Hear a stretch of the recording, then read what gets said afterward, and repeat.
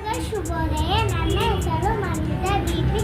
ನಾನು ಯುಕೆಜಿಯಲ್ಲಿ ಓದುತ್ತಿದ್ದೇನೆ. ಎಲ್ಲರಿಗೂ ಶುಭೋದಯ.